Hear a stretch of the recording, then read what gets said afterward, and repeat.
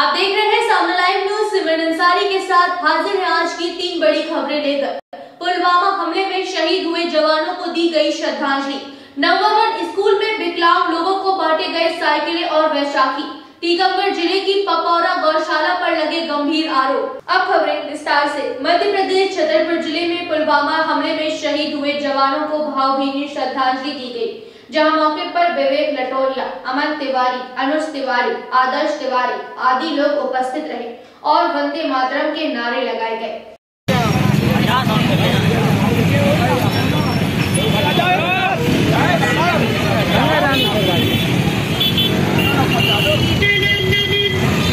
कटेरिया है। आज हम ही सब यहाँ पे पुलवामा अटैक में जो हमारे शहीद मारे हुए थे, जो हमारे शहीद जवान शहीद हो गए थे, उनको श्रद्धांजलि दे रहे हैं। उनकी श्रद्धांजलि में हमने पुष्पमाला द्वारा उनका सम्मान किया और उनके बलिदानों को हम नहीं भूले, ये भी बता दिया गया है। आज 14 फरवरी है, जिसको लोग वैलेंटाइन डे के रूप में मनाते हैं। उस समय जो हमारे शहीद जवान शहीद हो गए थे, उनको ब्लैक डे के रूप में भी मनाया गया है। आज हम उन शहीद जवानों को श्रद्धांजलि दे रहे हैं। यहाँ पर महाराजा टिकट्टा पर स्थित हमारे शहीद जवानों की जो प्रतिमा बनाई गई है सरकार द्वारा, उन पर पुष्पमाला द्वारा अर्पित करके उनको श्रद्धांजलि प्राप्त दे रहे हैं। हम लोग युवाएं यहाँ पर 60-70 की आबादी में जुट होकर उनको श्रद्धांजलि देने के लिए यहाँ पर एकजुट हुए हैं। हम ऐसे युवाओं को यही संदेश देना चाहते हैं कि वो फालतू के दिन वैलेंटाइन डे न मनाकर अपने शहीदों को याद करें और अपने देश के प्रति कुछ ना कुछ करें। हमारा नाम देवेश तिवारी है। जो हमारे पुलवामा हमले में जो जवान शहीद हो गए थे, तो उन सभी को हम श्रद्धांजलि लेने के लिए हम सभी युवा साथी महाराजा कॉलेज टिकट्टा पर उपस्थित हुए और उनको माला पहनाकर श्रद्धांजलि दी। क्या हुआ था, क्या घटना? जो हमारे पुलवामा हमले में घटना हुई थी वो हम सभी लोगों को पता है। वो 14 फरवरी को हुई थी। उसको हम सभी लोग ब्लैक डे के रूप में आज मनाते हैं। जब हमारे देश के कुछ लोग स्वतंत्र बैठे हुए थे और कुछ लोग वैलेंटाइन डे मना रहे थे, तभी आतंकवादियों द्वारा हमारे देश के जवानों पर हमला कर दिया गया था। उसमें लगभग हमारे 40 जवानों ने अपनी शहादत दी थी। इस शहादत में हमारे देश के सभी लोग खून के आंसू रोए थे और इस शहादत के देश कभी नहीं भूल पाएगा। और इन जवानों की कुर्बानी देशवासियों के दिलों में आज भी ताज़ा है और देश भी इन कुर्बानियों को कभी नहीं भूलेगा तथा इस हमले के पीछे मौजूद ताकतों को कभी देश माफ नहीं करेगा। मैं इसके लिए 2 लाइन की कविता बोलना चाहूँगा कि छुप जाओ जहाँ छुप सकते हो तुम, अब उनको पता चल जाना है। कि छुप जाओ जहाँ छुप सकते हो तुम, अब उनको पता चल जाना है। हाथ बंधे हुए थे अब तक उनके, अब जोशपूर्ण स्वतंत्रता वाला है, क्योंकि एक एक आतंकवादी का सर धड़ से कटने वाला है। आत्मसमर्पण कर दो अब तुम, क्योंकि सेना का जोश निराला है। आत्मसमर्पण कर दो अब क्योंकि सेना का जोश निराला है और एक एक आतंकवादी का सर धड़ से कटने वाला है। अब वो लोग भी बच नहीं पाएंगे अब, जिनका आतंकवादियों को सहारा था, अपना समझकर छोड़ दिया था। अब पहला नंबर तुम्हारा है। कायर हो तुम जो पीठ के पीछे वार करना तुम्हें सिखाया है। कायर हो तुम सबके सब जो पीठ के पीछे वार करना तुम्हें सिखाया है। उरी में सोए हुए जवानों पर गोली चलाई और पुलवामा में ब्लास्ट तुमने कराया है। अब तुम्हारा सामना तुम्हारे बाप से होने वाला है और तुम्हारे पीठ के पीछे किए हुए वार का जवाब तुम्हें सामने से मिलने वाला है और एक एक आतंकवादी का सर धड़ से कटने वाला है। मध्य प्रदेश छतरपुर जिले के नंबर 1 स्कूल में विकलांग लोगों को साइकिल, वैशाखी जैसे उपकरण बांटे गए, जिससे लोगों के चेहरे पर खुशी नजर आई। वहीं उन्होंने माननीय मंत्री वीरेंद्र खटीक जी को धन्यवाद दिया। कहाँ की हो आप?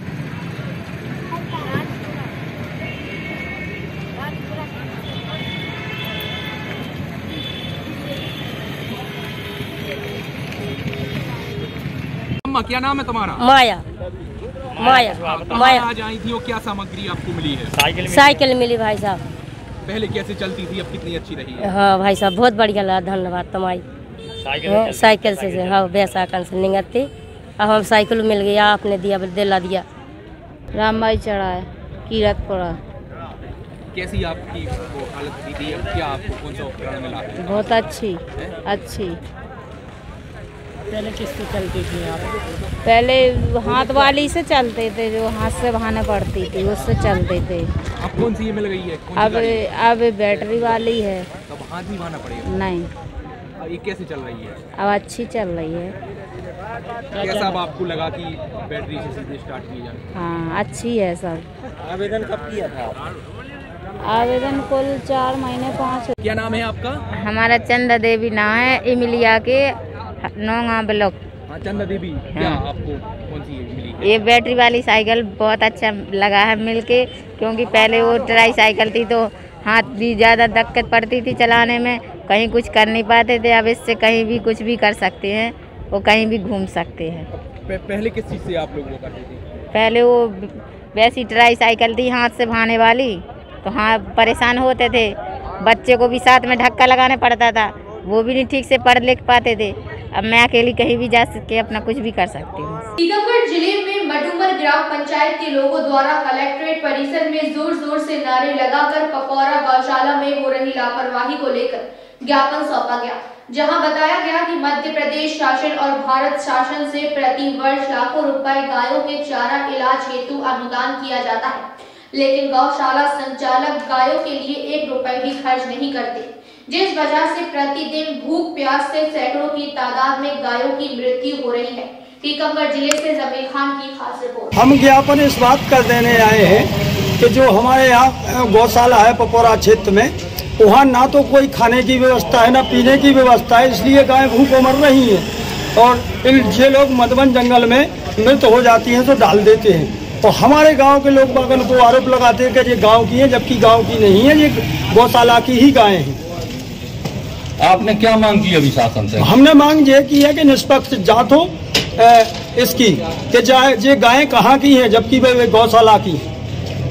और आप लोगों ने आरोप लगाया है कि वहाँ टीन शेड की जगह कमरे ज्यादा बने हैं। हाँ, वहाँ पर कमरे अधिक बने हुए हैं, जबकि वो हम टीन शेड और हर व्यवस्था अलग से होना चाहिए जानवरों को। 24 घंटे तो वहाँ मवेशियों का गोबर डला रहता है, इसलिए कुछ बीमारी भी हो रही है और भूखों जानवर मर रहे हैं, इसलिए ये सबसे बड़ी समस्या बनी हुई है।